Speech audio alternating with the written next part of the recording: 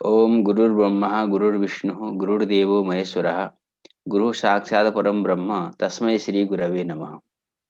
मूकं करोति वाचालं पंगुं लंघयते गिरिं यत्कृपातमहं वन्दे परमानंदमाधवम्।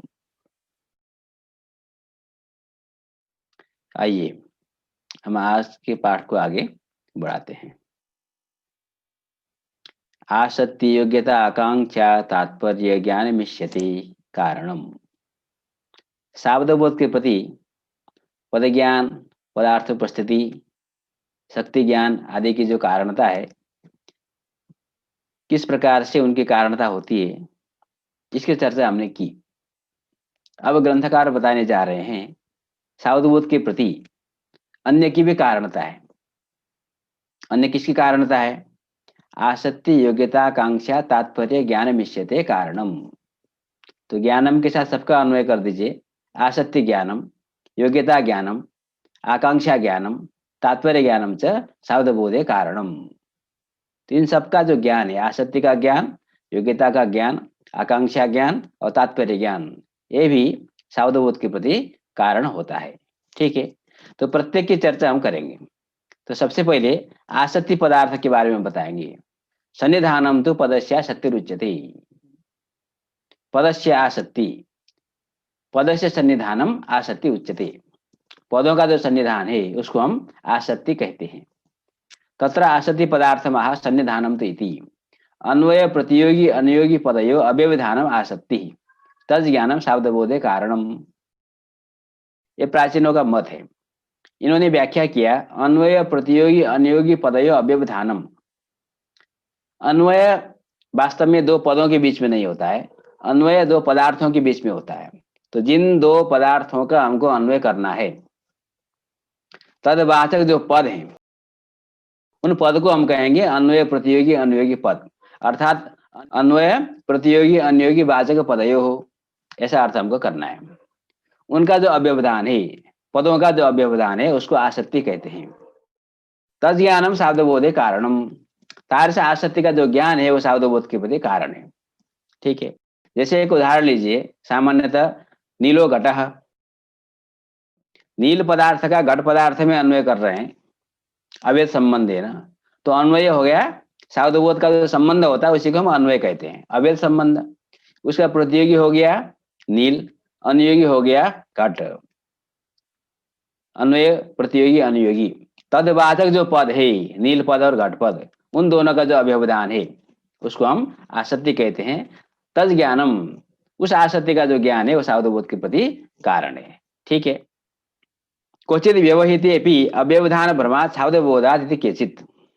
किसी ने यहाँ पर प्रश्न किया तद ज्ञानम सावधबोधे कारणम, ऐसा कहने की क्या जरूरत है? आसक्ति पदार्थ आपने बता दिया, अन्वय प्रतियोगी अनुयोगी पदयो अव्यवधानम आसक्ति, और वो आसक्ति स्वरूप सती सावधबोधे कारणम भवतु। ठीक है, दो प्रकार की कारणता होती है, एक स्वरूप सती कारणता, एक ज्ञाता सती। आसक्ति स्वरूपतः सावधबोध के प्रति कारण है अथवा आसक्ति का ज्ञान सावधबोध के प्रति कारण है, ऐसा आप प्रश्न बनाइए। तो यदि आसक्ति स्वरूपतः सावधबोध के प्रति कारण है तो व्यभिचार होगा। कहाँ पर व्यभिचार होगा? इसके लिए उदाहरण देते हैं। गिरिर्भुक्तम अग्निमान देवदत्तेन, ऐसा किसी ने प्रयोग किया, गिरिर्भुक्तम अग्निमान देवदत्तेन। ठीक है, जो प्रथमतः इस वाक्य को सुन रहा होगा उसको इस वाक्य से कुछ भी सावधबोध नहीं होगा, क्योंकि गिरिर्भुक्तम है, अग्निमान देवदत्तेन है, तो इस यहाँ पर सावधबोध सामान्यतः नहीं होता है। किंतु किसी किसी को होता भी है। किसको होता है?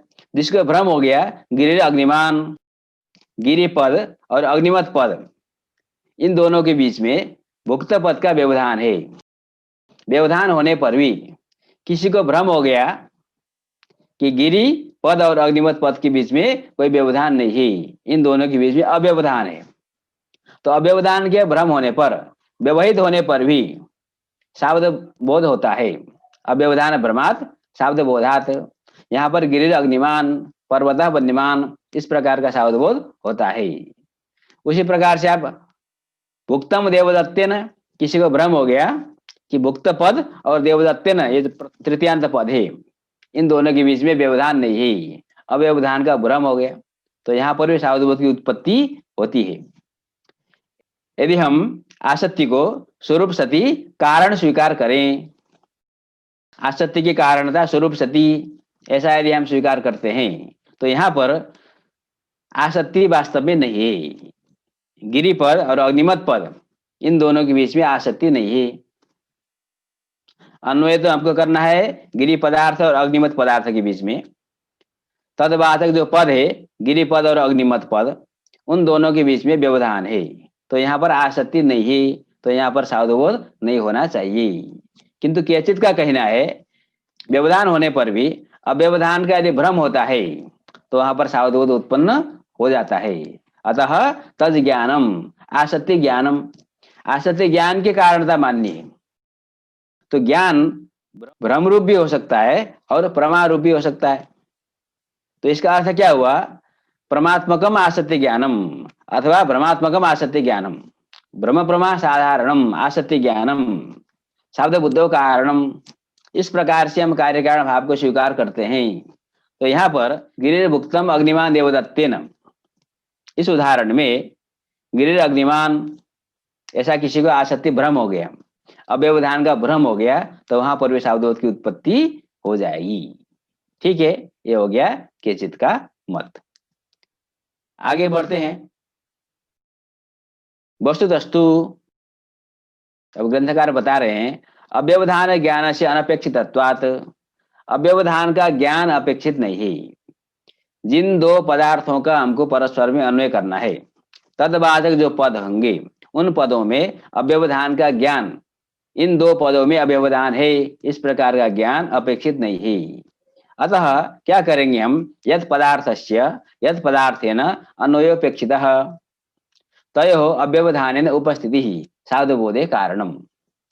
ठीक है, यद पदार्थस्य, यद का अन्वय पद के साथ करना है। यद पद का जो अर्थ है, जैसे नीलो घट लीजिए, यद पद हो गया नील पद, उसका जो अर्थ हुआ नील पदार्थ, नील हुआ नील रूप। यद पदार्थ है न, यद पद हुआ घट पद, उसका जो अर्थ घट पदार्थ है न अन्वयोपेक्षित, तो नील पदार्थ का घट पदार्थ के साथ अन्वय अपेक्षित है, तात्पर्य विषयभूत है। तयोः पदयोः नील पद घट पदयोः प्रथमांत नील पद प्रथमांत घट पदयोः अव्यवधानेन उपस्थिति, उन दोनों की अव्यवधानेन उपस्थिति होनी चाहिए। तार से उपस्थिति सावधबोध की प्रति कारण है। ठीक है, तो इसे क्या समझ में आ रहा है कि वास्तव में स्वरूप सती कारणता स्वीकार कर रहे हैं, अव्यवधान ज्ञान की कारणता नहीं है, अव्यवधान की कारणता है। जिन पदार्थों का हमको परस्पर में अन्वय करना है, अन्वय बोध अपेक्षित है, अन्वय बोधो अपेक्षित, तदवाचक जो पद है उन पदों की अव्यवधान उपस्थिति होनी चाहिए, वह उपस्थिति ही सावधबोध के प्रति कारण है।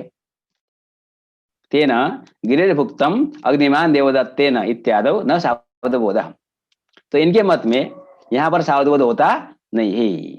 पहले प्राचीनों ने कहा था कि यहाँ पर अव्यवधान भ्रम होने पर सावधबोध उत्पन्न हो जाता है, किंतु ये लोग कह रहे हैं, वस्तुतस्तु वाले कहते हैं कि गिरिर्भुक्तम अग्निमान देवदत्तेन, यहाँ पर सावधबोध की उत्पत्ति नहीं होती है, क्योंकि यहाँ जिन पदार्थों के बीच में हमको परस्पर में अन्वय अपेक्षित है, गिरि पदार्थ का अग्निमत पदार्थ के साथ अन्वय अपेक्षित है। ठीक है, क्योंकि गिरि पदार्थ का भुक्त पदार्थ के साथ अन्वय नहीं कर सकते, यहाँ पर योग्यता नहीं है। तो गिरि पदार्थ का अग्निमत पदार्थ के साथ अन्वय अपेक्षित है, विवक्षित है, किंतु तद्वाचक जो पद है गिरि पद और अग्निमत पद, उन दोनों पदों की अव्यवधानेन उपस्थिति नहीं है, व्यवधानेन उपस्थिति है।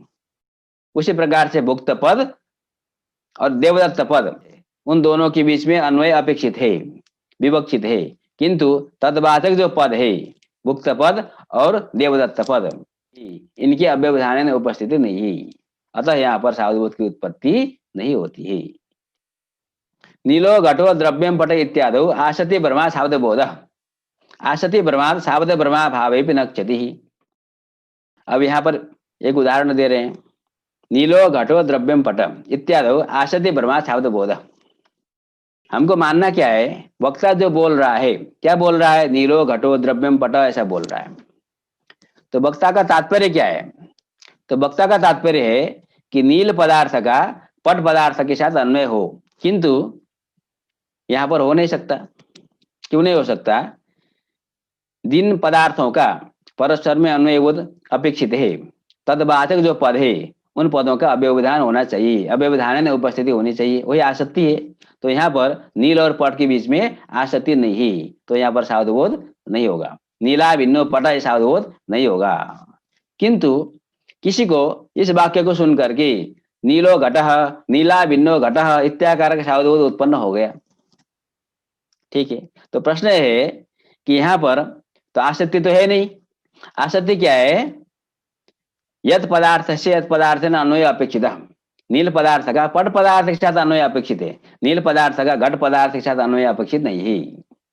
किंतु नील पदार्थ और घट पदार्थ का बाधक जो पद है, नील पद और घट पद, उनकी अव्यवधान उपस्थिति है। तो किसी को यहाँ पर नीलो घटः नीला भिन्नो घटः इत्याकार का सावधबोध हो रहा है, तो यहाँ पर सावधबोध कैसे हो रहा है? तो इत्यादो आसक्ति भ्रमा सावधबोध, आसक्ति का भ्रम हो गया। वास्तव में यहाँ पर आसक्ति नहीं है। जिन पदार्थों का परस्पर में अन्वय करना है, तदवाचक पदों का अव्यवधान उपस्थिति नहीं है। तथापि उपस्थिति क्या हो गई? नील पदा व्यवहितोत्तरवर्ती घट पदम इत्याकार की उपस्थिति हो गई। यह उपस्थिति वास्तव में आसक्ति रूपा उपस्थिति नहीं है, तथापि श्रोता को आसक्तित्व गृहित हो गया, ये हो गया आसक्ति भ्रम।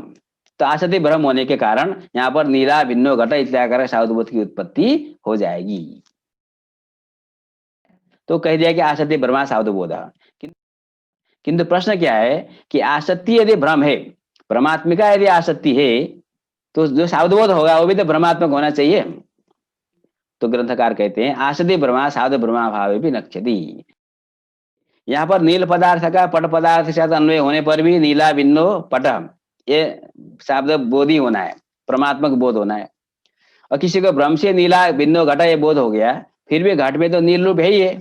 योग्यता यहाँ पर विद्यमान होने के कारण यहाँ पर भी जो बोध होगा उस परमात्मा की बोध उत्पन्न होगा, परमात्मा की बोध की तो उत्पत्ति नहीं हो रही है। किंतु प्रश्न है कि कारणीभूत जो आसक्ति है वो भ्रमात्मक होने के कारण उससे उत्पन्न होने वाला जो बोध है वो भी भ्रमात्मक होना चाहिए। तो ग्रंथकार कहते हैं आसक्ति भ्रमा सावध भ्रमा भावे भी नक्षति। आसक्ति के भ्रम होने पर शाब्द भ्रम हो ऐसा कोई जरूरी नहीं है, आसक्ति भ्रम होने पर भी शाब्द प्रमा की उत्पत्ति हो सकती है। ठीक है, अब आपके मन में एक प्रश्न आ सकता है सामान्यतः, यदि इस मत को हम स्वीकार करें, जब हम श्लोक पढ़ते हैं तो श्लोक पढ़ करके सावधबोध कैसे होगा? क्योंकि वहां तो पदों का अव्यवधान होता नहीं है। आप चाहते हैं कि जिन पदार्थों का परस्पर में अन्वय होना है, तदवाचक जो पद है उन पदों की अव्यवधान में उपस्थिति होनी चाहिए। तो श्लोक में तो ऐसा होता नहीं है, किंतु जब कोई श्लोक वाचन करता है तो हमको सुन करके सावधबोध होता है। वहां पर कैसे होगा ये प्रश्न आ सकता है। यहीं पर भी आप उदाहरण ले सकते हैं, गिरिर भुक्तम अग्निमान देवदत्तेन, ग्रंथकार ने तो कह दिया न सावधबोध, किंतु किसी को हो सकता है आप दोबारा इसको जब सुनेंगे गिरिर भुक्तम अग्निमान देवदत्तेन, तो आपको अन्वय बोध हो जाएगा कि गिरिर अग्निमान देवदत्तेन भुक्तम, हो तो रहा है सावधबोध। ये प्रश्न आ सकता है। ठीक, उस हिसाब से तो यहाँ पर आसक्ति नहीं है, सावधबोध नहीं होना चाहिए। अब तो ग्रंथकार का कहना है यहाँ पर सावधबोध नहीं होगा। किंतु यदि हो रहा है तो कैसे हो रहा है? तो हम कहेंगे अन्वयात। हम लोग अन्वय करते हैं ना, साहित्य वाला अन्वय, श्लोकों का जब अन्वय करते हैं हम क्रमशः पदों को बिठाते हैं, उसके बाद हमको अर्थबोध होता है। ठीक है, तो यहाँ पर भी हमको क्या करना पड़ेगा? गिरिर अग्निमान देवदत्तेन भुक्तम, इस प्रकार से हम क्रमशः उन पदों को बैठाएंगे, उन पदों का ज्ञान करेंगे, उन पदों का अव्यवधान उपस्थिति करेंगे, उसके अनंतर हमको सावधबोध होता है। इसी क्रम से यदि पदों की उपस्थिति हो रही है तो वहां पर सावधबोध की उत्पत्ति नहीं होती है। श्लोक में भी जिस क्रम से श्लोक बोला गया उसी क्रम से ही पद की यदि उपस्थिति हमको हो रही है, उस अवस्था में हमको सावधबोध नहीं होता है। हम क्रमशः यदि पदों को जब बिठाते हैं योग्यता आकांक्षा आदि को देख करके, तब वहां पर सावधबोध की उत्पत्ति होती है, वहां पर आसक्ति भी बन जाती है। ठीक है, आगे बढ़ते हैं। अब एक प्रश्न है, ननु यत्र छत्री कुंडली वासस्वी देवदत्त इत्युक्तम तत्र उत्तरपद स्मरणेन पूर्वपद स्मरणस्य नाशात अव्यवधानेन तत्तत् पद स्मरणा संभव। किसी ने वाक्य प्रयोग किया छत्री कुंडली वासस्वी देवदत्त, जो देवदत्त है वो क्षत्रिय है, छाता लिया है उसने, कुंडली है, उसने कुंडल पहना है, और वासस्वी है, उसने वस्त्र पहना है। ठीक है, वासः वासाम से जीर्णानि यथा विहाय। तो क्षत्रिय देवदत्त, कुंडली देवदत्त, वासस्वी देवदत्त। किंतु जब वक्ता ने बोला तो पद का ज्ञान आपको होना है, पद ज्ञान होने के अनंतर पदार्थ की उपस्थिति होगी। ठीक है, कोई भी ज्ञान आप जानते हैं प्रथम क्षण में उत्पन्न होता है, द्वितीय क्षण में रहता है, और तृतीय क्षण में नष्ट हो जाता है। ठीक है, तो जब हमको क्षत्रिय पद का ज्ञान पहले हुआ, फिर कुंडली पद का ज्ञान हमको हुआ, फिर वासोशी पद का ज्ञान हुआ, तो जब तक हमको वासोशी पद का ज्ञान होगा तब तक क्षत्रिय पद का ज्ञान नष्ट हो जाएगा। जब तक हमको देवदत्त पद का ज्ञान होगा तब तक क्षत्रिय पद और कुंडली पद का ज्ञान नष्ट हो जाएगा। ठीक है, तत्र उत्तर पद स्मरण न पूर्व पद स्मरण से नाशात योग्य विभु विशेष गुणानाम स्वोत्तरवर्ती विशेष गुण नाश्यत्व नियम।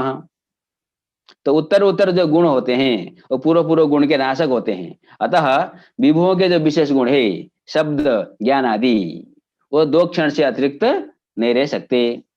ठीक है, तो हमने आकाश और आत्मा के साधर्म्य के प्रकरण में इसका खूब विवेचन किया है।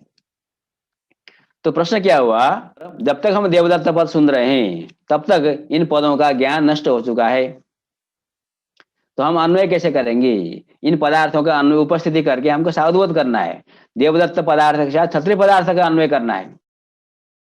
किंतु जब तक देवदत्त पद का ज्ञान हो रहा है तब तक क्षत्रिय पद का ज्ञान नष्ट हो चुका है, और आप चाहते हैं अव्यवधानेन उपस्थिति होनी चाहिए पदों की, तो कैसे उपस्थिति अव्यवधानेन पदों की होगी? तत्र उत्तर पद स्मरणेन पूर्व पद स्मरण से नाशात अव्यवधानेन तत्त पद स्मरणा संभव। ये हो गया प्रश्न, इति चेत न। तो इसका उत्तर देते हैं, प्रत्येक पदानुभवजन्य संस्कारैः चरमस्य तावत् पद विषयक स्मरणस्य अव्यवधानेन उत्पत्तेः। आप कहते हैं, देखिए यहाँ पर होता क्या है कि प्रत्येक पदानुभवजन्य जो संस्कार है, क्षत्रिय पद का ज्ञान हुआ उससे संस्कार की उत्पत्ति होगी, कुंडली पद का ज्ञान होगा, ज्ञान से संस्कार की उत्पत्ति होगी, वासोशी पद का ज्ञान होगा, उसे संस्कार की उत्पत्ति होगी। ठीक है, तो प्रत्येक पदानुभवजन्य संस्कार है, उन संस्कारों के कारण जब तक हमको अंतिम पद का ज्ञान होगा उसके अनंतर में यावत पद विषयक एक स्मरण उत्पन्न हो जाएगा। तो वहां पर यावत पद विषयक एक स्मरण उत्पन्न हो गया तो सभी पदों का अव्यवधानेन उपस्थिति हो जाएगी। ठीक, तावत पद विषयक स्मरणस्य अव्यवधानेन उत्पत्तिः नाना सन्निकर्षे रेख प्रत्यक्ष से इव नाना संस्कारे एक स्मरणोत्पत्तिरपि संभवात्। किसी ने प्रश्न पूछा, आपने कहा कि एक स्मरण की उत्पत्ति हो रही है, किंतु संस्कार तो नाना है, क्षत्रिय ज्ञान से उत्पन्न होने वाला संस्कार भिन्न है, कुंडली पद ज्ञान के द्वारा उत्पन्न होने वाला संस्कार भिन्न है, वासोशी पद ज्ञान से उत्पन्न होने वाला संस्कार भिन्न है। तो भिन्न भिन्न संस्कार मिलकर के एक जो स्मरण है, यावत पद विषयक एक स्मरण की उत्पत्ति आप मान रहे हो, तो नाना संस्कार से एक स्मरण की उत्पत्ति कैसे होगी? ये हो गया प्रश्न। तो उसके लिए ग्रंथकार उत्तर देते हैं, नाना सन्निकर्षे एक प्रत्यक्ष से इव। जिस प्रकार नाना सन्निकर्ष से एक प्रत्यक्ष उत्पन्न हो जाता है, कहाँ पर होता है? तो देखिए, जैसे मान लीजिए आपके सामने घड़ा भी रखा है और आपके सामने पट भी रखा है, घटः अपि अस्ति पटः अपि अस्ति। चक्षु का जो संयोग है वो घट के साथ भी है और पट के साथ भी है, तो आपको एक ज्ञान उत्पन्न हो गया घटपटौ। ठीक है, आपको ज्ञान उत्पन्न हो गया घटपटौ। तो घटपटौ एक ज्ञान है, किंतु घट के साथ चक्षु का जो संयोग है वो भिन्न है, और पट के साथ चक्षु का जो संयोग है वो भिन्न है। तो सन्निकर्ष नाना है, तो नाना सन्निकर्ष के रहने पर भी घटपटौ एक ज्ञान उत्पन्न हो जाता है। अथवा आप मान लीजिए रूपवान घटः, आपको ऐसा ज्ञान हुआ। क्या ज्ञान हुआ? रूपवान घटः, एक ही ज्ञान है, ज्ञान में भेद नहीं है। अब घट के साथ चक्षु का संयोग सन्निकर्ष है और रूप के साथ चक्षु का संयुक्त समवाय सन्निकर्ष है, तो नाना सन्निकर्ष मिलकर के एक ज्ञान की उत्पत्ति हो रही है। तो जिस प्रकार नाना सन्निकर्ष से एक प्रत्यक्ष की उत्पत्ति हो सकती है, उसी प्रकार से नाना संस्कार से एक स्मरण की उत्पत्ति हो सकती है। तो यद्यपि तत्त पद ज्ञान नष्ट हो गया तथापि तत्त पद ज्ञानाधीन जो संस्कार है, उन संस्कार के बल पर चरम पद ज्ञान के अनंतर में यावत पद विषय स्मरण उत्पन्न हो जाएगा, अतः अव्यवधान पदों की उपस्थिति हो जाएगी, फिर पदार्थ उपस्थिति पूर्वक सावधोध हो जाएगा। यहां पर प्रश्न कीजिए कि संस्कार सर्वदा स्मृति को उत्पन्न नहीं करता। संस्कार को स्मृति को उत्पन्न करने के लिए उद्बोधक की अपेक्षा होती है, नहीं तो हमारे आत्मा में कितने संस्कार बने हुए हैं, हमको सारे पदार्थों का स्मरण तो एक ही साथ होता नहीं। जब उद्बोधक उपस्थित होता है उद्बोधकाधीन होकर के, तो जो उद्बुद्ध संस्कार है वो स्मरण को उत्पन्न करता है, सारे संस्कार स्मरण को उत्पन्न नहीं कर सकते। तो यहाँ पर उद्बोधक कौन बनेगा, ये प्रश्न है। तो उसके लिए ग्रंथकार कहते हैं तावत पद संस्कार सहित चरम वर्ण ज्ञान से उद्बोधकत्वात्। तावत पद का जो संस्कार है, छत्री पद ज्ञान का जो संस्कार है, कुंडली पद ज्ञान जो संस्कार है, ये हो गया तावत पद संस्कार सहित जो चरम वर्ण का ज्ञान है, देवदत्त जो चरम वर्ण का जब हमको ज्ञान हो जाएगा उसको हम उद्बोधक मानते हैं। तो उद्बोधक जो है वो तावत पद संस्कार सहित जो चरम वर्ण ज्ञान है उद्बोधक है। इसके लिए एक प्रमाण दे रहे हैं, कथम अन्यथा नाना वर्ण एक पद स्मरणम। यदि हम जो बात कह रहे हैं आपको कि चरम पद का जब ज्ञान होता है उसके अनंतर यावद पद विषेक एक स्मरण की उत्पत्ति होती है, अतः वहां पर पदों में अव्यवधान बन जाता है। इस बात को यदि आप स्वीकार नहीं करेंगे तो आपको एक पद का भी ज्ञान नहीं हो सकता। जैसे एक पद लीजिए देवदत्त, देवदत्त, जब कोई वक्ता देवदत्त बोल रहा है तो पहले द पद का उच्चारण हुआ, फिर ए दे हो गया, फिर वकार है, फिर अकार है। आप लोग जानते हैं एक वर्ण के उच्चारण करने के बाद दूसरे वर्ण के उच्चारण करने में कुछ न कुछ व्यवधान होता है, हम इंद्रिय के द्वारा उसको गृहित नहीं कर सकते। किंतु तो हम क्या बता रहे हैं आपको, जब आप देवदत्त पद सुनते हैं फिर पहले आपने सुना द, फिर ए, फिर वकार का उच्चारण हुआ, अकार का उच्चारण हुआ, फिर दकार का उच्चारण हुआ, फिर दकारोत्तर अकार का उच्चारण हुआ, देव द, तकार का उच्चारण हुआ, पुनः तकार है, पुनः अकार है। इस प्रकार से हमको नाना वर्णों का श्रवण हो रहा है। तो जब तक अंतिम का जो अ है देवदत्त में अ, उसका जब तक श्रवण होगा, उसका जब तक ज्ञान होगा, तब तक दे व इत्यादि जो वर्णों का जो ज्ञान है वो नष्ट हो चुका है। तो देवदत्त एक जो पद का ज्ञान हमको होता है वो भी नहीं हो पाएगा, किंतु हो रहा है। कैसे हो रहा है, इसी प्रकार से हो रहा है कि तावत पद संस्कार से जो चरम वर्ण का ज्ञान है उद्बोधक बन जाता है। अतः जब हमको अंतिम चरम वर्ण का ज्ञान होगा उस समय में पूर्व वर्ण ज्ञान जनित संस्कार के कारण एक अखंड जो पद है उसका स्मरण हो जाएगा।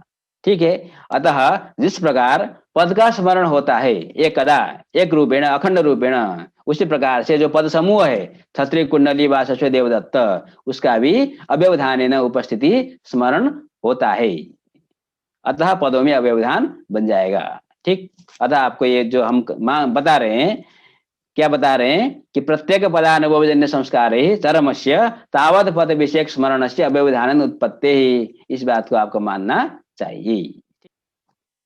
परंतु अब यहाँ पर एक प्रश्न आया,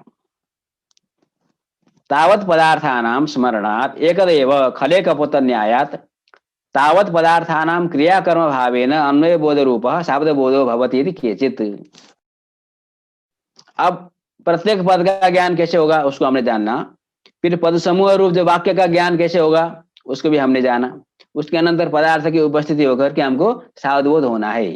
तो वहां पर कुछ मतभेद है, दो मत दिखाने जा रहे हैं।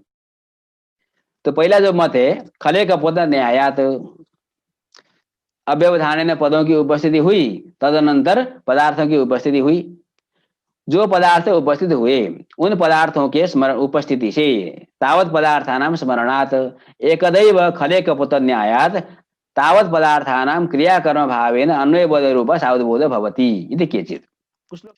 एक उदाहरण लीजिए, ग्रामम गच्छति, तो ग्राम पद है, ग्राम पद के द्वारा ग्राम रूप अर्थ की उपस्थिति हुई, अम पद के द्वारा कर्मद रूप अर्थ की उपस्थिति हुई, गम धातु के द्वारा गमन रूप अर्थ की उपस्थिति होगी और आख्यात के द्वारा कृति की उपस्थिति होगी। उसके अनंतर हमको सावधबोध करना है। ठीक है, सावधबोध जो होना है ग्रामनिष्ठ कर्मता निरूपक गमनानुकूला कृति। तो ग्रामनिष्ठ कर्मता निरूपक गमनानुकूला कृति, ये सावधबोध हमको होना है। ये सावधबोध कैसे होगा? उपस्थिति होने के अनंतर जिन पदार्थों का परस्पर में हमको अन्वय करना है, ग्राम का कर्मता के साथ अन्वय करना है, फिर कर्मता का तात्पर्य गमन के साथ अन्वय करना है, फिर गमन का आख्यातार्थ कृति के साथ अन्वय करना है, फिर वहां कर्ता होगा तो फिर कृति का भी आश्रिता संबंध से कर्ता में अन्वय करना है। ठीक है, तो वो जो अन्वय हो रहा है, परस्पर पदार्थों का जो अन्वय हो रहा है, वह एक होगा खले कपोत न्याय से। खले कपोत न्याय से अन्वय होने का अर्थ हुआ कि जिन पदार्थों का परस्पर में अन्वय हमको करना है, वो सारे पदार्थ, जो पदार्थ उपस्थित हो गए, वो पदार्थ जिनके साथ उनका अन्वय होना है, सब एकदैव एक कालावच्छेदन उन सारे पदार्थों का परस्पर में अन्वय हो जाता है। इसको हम कहते हैं खले कपोत न्याय। जिसलिए उन्होंने एक श्लोक दिया है, वृद्धा युवानः शिशवः कपोताः खले यथा मे युगपत् पतन्ति तथैव सर्वे युगपत् पदार्थाः परस्परेणान्वयिनो भवन्ति। जैसे खल है, जहां पर अन्न को एकत्र किया जाता है, वहां पर जब कपोत आ रहे हैं अन्न खाने के लिए, तो वृद्ध भी है, युवा भी है, शिशु भी है। तो वृद्धा युवान शिशव कपोता खले यथा में युगपत पतंती। युगपत सारे कपोत खल में गिरते हैं, आते हैं अन्न खाने के लिए। ठीक है, वहां क्रमशः पहले बच्चे को भेज देते हैं, फिर युवा जाएंगे, बाद में वृद्ध जाएंगे, अथवा पहले वृद्ध आएंगे, ऐसी कोई व्यवस्था नहीं होती है। उसी प्रकार से तथैव सर्वे युगपत पदार्थाः परस्परेणान्वयिनो भवन्ति। सारे पदार्थ जो उपस्थित हो गए, उनकी जहां जहां योग्यता है उसके अनुसार सारे पदार्थ आपस में अन्वित हो जाएंगे। तो चैत्र ग्रामम गच्छते, ऐसा हम उदाहरण लेते हैं। तो चैत्र पद के द्वारा चैत्र उपस्थिति, सुपद के द्वारा एकत्व उपस्थिति, ग्राम पद के द्वारा ग्राम उपस्थिति, अम पद के द्वारा कर्मत्व उपस्थिति, गम धातु के द्वारा गमन की उपस्थिति अर्थात उत्तर देश संयोगानुकूल व्यापार की उपस्थिति, पुनः आख्यात के द्वारा कृति की उपस्थिति। सारे पदार्थ उपस्थित होने के अनंतर में उसके उत्तर क्षण में सारे पदार्थ परस्पर में अन्वित होकर के ग्रामनिष्ठ कर्मता निरूपक उत्तर देश संयोगानुकूल व्यापारानुकूल कृतिमान एकत्वान चैत्र, ये बोध हो जाएगा। ये हो गया खले कपोत न्याय के द्वारा। सर्वेषामेव पदार्थानां परस्परम एकदैव अन्वय भवति। ठीक। अपरेतु, दूसरे लोग क्या कहते हैं, यद्यदाकांक्षितम योग्यम सन्निधानम प्रपद्यते तेन तेनान्वितः स्वार्थः पदैरेवा अवगम्यते। दूसरा मत है, दूसरा मत कहता है एकदैव सर्वेषां पदार्थानां परस्परम अन्वयः न भवति, अपितु यद्यदाकांक्षितम योग्यम सन्निधानम प्रपद्यते, यद यदाकांक्षितम यद योग्यम यद सन्निधानम प्रपद्यते। अर्थात जिस पदार्थ के साथ योग्यता है, अथवा जिस पद के साथ आकांक्षा है, सन्निधि है। जब हम आकांक्षा और सन्निधि देखते हैं तो पदों के बीच में देखते हैं, जब हम योग्यता देखते हैं तो अर्थों के बीच में देखते हैं। तो जिन पदों का अथवा जिन पदार्थों का परस्पर में आकांक्षा योग्यता सन्निधान विद्यमान है, उनके साथ प्रथमतः एक वाक्यार्थ बोध होगा। तथा च खंड वाक्यार्थ बोधानंतरम तथैव पदार्थ स्मृत्या महावाक्यार्थ बोध। तो इनके मत में, अपरितु के मत में, पहले खंड वाक्यार्थ बोध होगा, उसके अनंतर में महावाक्यार्थ बोध होगा। जैसे मान लीजिए, उदाहरण लीजिए, चैत्र ग्रामम गच्छति, इसी को लेते हैं। तो ग्राम पद के द्वारा ग्राम रूप अर्थ की उपस्थिति हुई और अम पद के द्वारा कर्मत रूप अर्थ की उपस्थिति हुई। ठीक है, तो वहां पर एक सावधबोध हो जाएगा, ग्राम निष्ठा कर्मता। तो ग्राम पद के द्वारा ग्राम उपस्थिति हुई, अम पद के द्वारा कर्मत्व उपस्थिति हुई, तो ग्राम निष्ठा कर्मता एक खंड वाक्यार्थ बोध हो गया। उसके अनंतर गम धातु के द्वारा गमन की उपस्थिति हुई, तो ग्रामनिष्ठ कर्मता निर्भकम गमनम एक दूसरा खंड वाक्यार्थ बोध हुआ। उसके अनंतर आख्यात के द्वारा कृति की उपस्थिति हुई, तो ग्रामनिष्ठ कर्मता निरूपक गमनानुकूला कृति, इस प्रकार का एक खंड वाक्यार्थ बोध हुआ। अनेन प्रकारेण खंड वाक्यार्थ बोध पूर्वकम पुनः महावाक्यार्थ बोध होगा, ग्रामनिष्ठ कर्मता निरूपक गमनानुकूल कृतिमान एकत्वान चैत्र इत्यादि। तथा च खंड वाक्यार्थ बोधानंतरम तथैव पदार्थ स्मृत्या महावाक्यार्थ बोध इत्यप्याहु। ये भी एक मत हो गया। खंड वाक्यार्थ बोध पूर्वकम वहां वाक्यार्थ बोध जायते। एतेन, तो ये जो कथन है, जिस प्रकार से हम सावधबोध की प्रक्रिया को बता रहे हैं, ऐसा कथन करने से वर्णाभिव्यंग पदस्फोटो भी निरस्त, तत्त वर्ण संस्कार सहित चरम वर्णोपलम्बेन तद व्यंजकेन एव उपपत्ति इति। यहाँ पर एक वैयाकरणों का मत। वैयाकरण क्या कहते हैं? स्फोट को स्वीकार करते हैं। उनकी यहाँ भी समस्या ये है कि देवदत्त, ये जो वर्ण है, वैखरी है, जो हम उच्चारण करते हैं कंठ तालु के विघात से, ये तो तृतीय क्षण में नष्ट हो जाता है। तो जब वो नष्ट हो जाएगा तो देवदत्त अखंड पद का ज्ञान ही नहीं हो पाएगा कभी भी। और क्षत्रिय कुंडली वासस्व देवदत्त, इन पदों का अव्यवधान उपस्थिति ही नहीं हो पाएगी। तो पदार्थ पद का ज्ञान न होने से पदार्थ उपस्थिति नहीं होगी, फिर साधुवत कैसे होगा, ये प्रश्न है। तो इसके लिए वैयाकरण क्या कहते हैं? स्फोट की कल्पना करते हैं। तो स्फोट जो कि नित्य है, अखंड है, ठीक है, तो देवदत्त एक पद स्फोट हो गया, वो अखंड है। और जो हम शब्द का उच्चारण करते हैं वो उसका व्यंजक मात्र है। जो उपस्थिति होती है पदार्थ की उपस्थिति, वो स्फोट के द्वारा होती है। जो हम शब्द सुनते हैं वैखरी, उसके द्वारा नहीं होती है। और जो हम शब्द का उच्चारण करते हैं वो स्मारक मात्र है, उपस्थापक है स्फोट का। इसलिए स्फोट रूप जो पद अखंड होने के कारण उसके द्वारा पदार्थ की उपस्थिति होने में कोई बाधा नहीं है। वाक्य स्फोट भी उसी प्रकार से मानते हैं, तो वाक्य के द्वारा भी वाक्यार्थ की उपस्थिति हो जाएगी। ठीक, तो स्फोट की कल्पना करनी चाहिए, ऐसा वैयाकरण का मत है।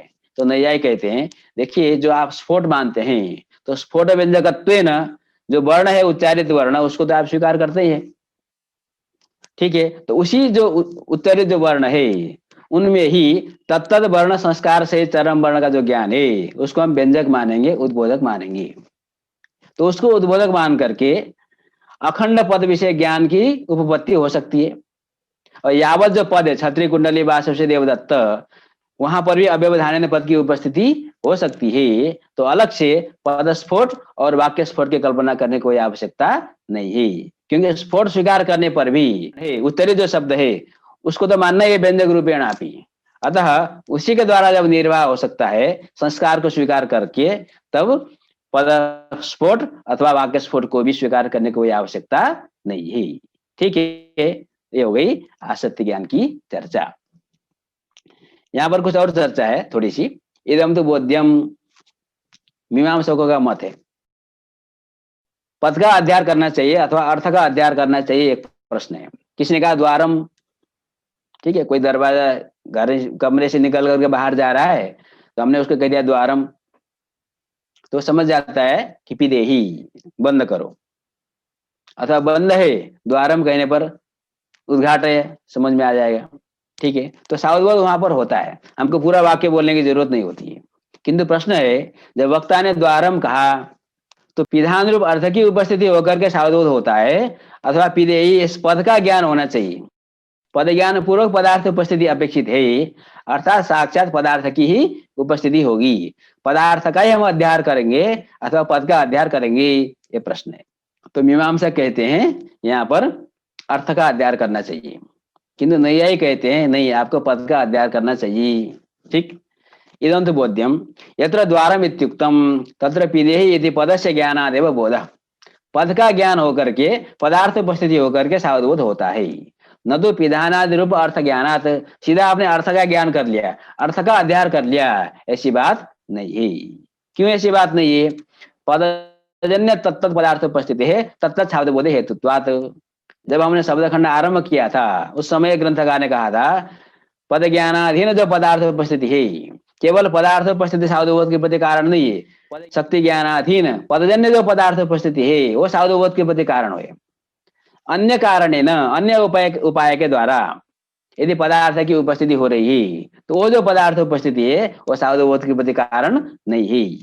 तो अध्ययन यदि हम अर्थ का करेंगे, अर्थ उपस्थिति हो रही है किंतु अर्थ की उपस्थिति पदा ज्ञानाधीन पदार्थ उपस्थिति न होने के कारण वहां पर सावधबोध नहीं हो पाएगा। अतः किसी ने द्वारा में प्रयोग किया तब हमको क्या करना चाहिए? पिदेही रूप पद का ज्ञान करके फिर पदार्थ उपस्थिति पूर्वक सावधबोध करना चाहिए। इति नैयायिकानां मतम।